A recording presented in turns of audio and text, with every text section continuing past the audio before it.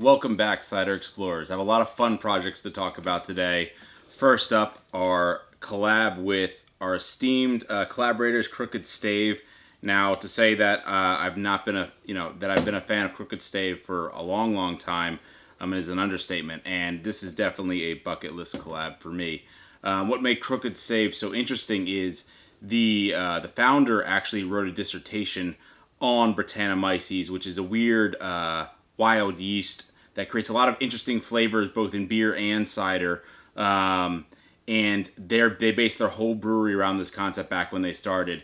And for someone who's been fermenting with wild yeast and Brett and different stuff and bacteria, it's just such a cool, pedigree that they've come from and that they've started. And to do something with them has been a treat. For this strange range, we brought that in with the label. As you can see, the zebra in the middle, along with all these kind of French style horses in the pastures. Kind of showing that in a world of regular yeast, someone that tries to stand out and do something different with Brett just makes the world a more interesting place. And I think there's a lot of similarities between us and Crooked Stave.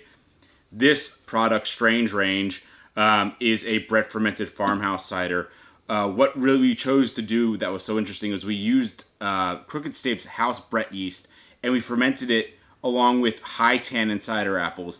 Now, typically with regular yeast, the tannin isn't a food source. And that's kind of like the woody, more bitter characters that you'd find in red wines versus white wines. But with Brettanomyces, they can consume a lot more nutrient sources than your regular average yeast. Therefore, you're getting different flavors and there's different consumables you have to be aware of. And tannins is a food source for Brett, which is really cool. So what does Brett bring to the table here? It's typically more leathery.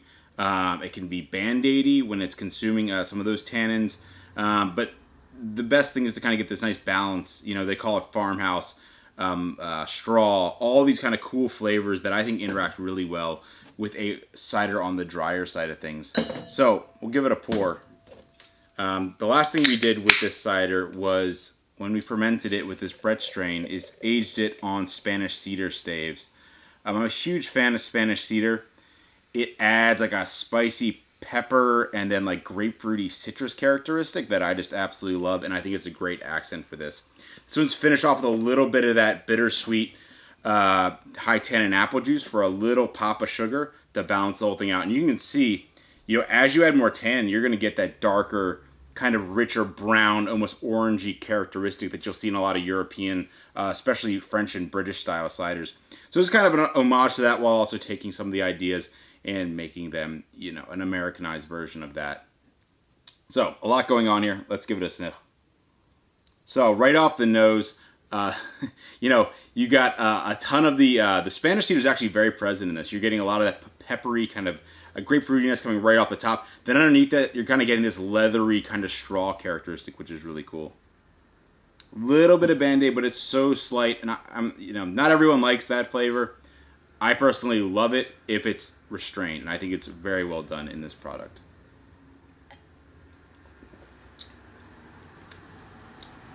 You know, this is such a great example of what we really care about and love to do here. Obviously, we were always playing around with fun flavors, doing interesting stuff, but doing something that's a little more back to the roots of European cider making is kind of what inspired us from the beginning. And this has great zingy acidity from the wild yeast and bacteria. It brings forward nice characteristics of the wood in the background. Kind of adds a little tannin on top of the tannin of the actual apples. And then, of course, the Brett working its way through. Again, adding that kind of like leathery apple to it, which is just so cool. This is an absolute favorite, and really happy that we were able to get this done with these guys. Again, Caleb did a great job with the artwork. A little more psychedelic than normal, but a lot of fun. Now, Moth to a Flame. Two fun projects come to light on this one. So we're just starting our mead series. Moth to a Flame is the start of this series. Kind of a little like psychedelic moth thing going on here. These misguided moths are out for revenge. We'll learn more in the story when you get your comic books.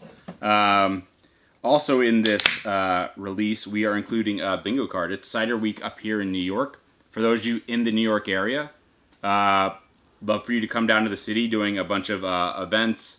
More information's on your bingo card. And if you're not in the area, it's a really cool piece of artwork. Caleb always does a bang up job, and love to support him to create more works of art. So what is in Moth to a Flame? So this is a blueberry Nordic mead. Now what makes it a Nordic mead?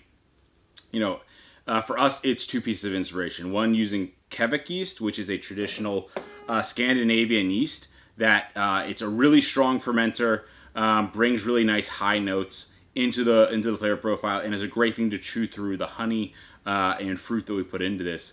The other kind of inspiration comes from more of these kind of Nordic ingredients in a way of approaching flavors. So roots and berries and different herbs and spices kind of all playing together, almost kind of like an Amaro, let's say.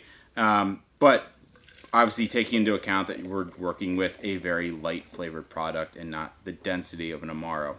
So pouring it out, you get just a fantastic color. The blueberry color really comes through in this one. And this was a fun blend of like a ton of different ingredients. Elderflower is quite prominent.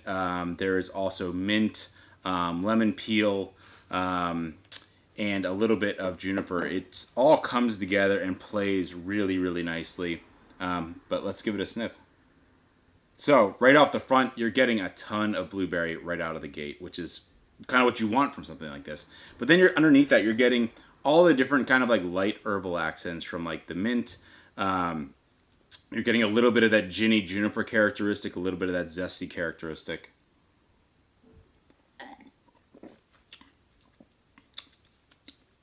So zingy. I mean, this beverage is intoxicating.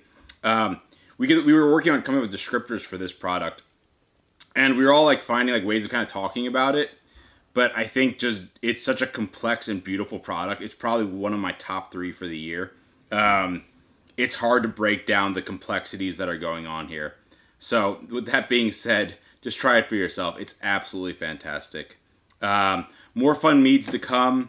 Have another native product coming out next month that we're really excited about to get you ready for fall time. That being said, cheers, Cider Explorers. Till next time.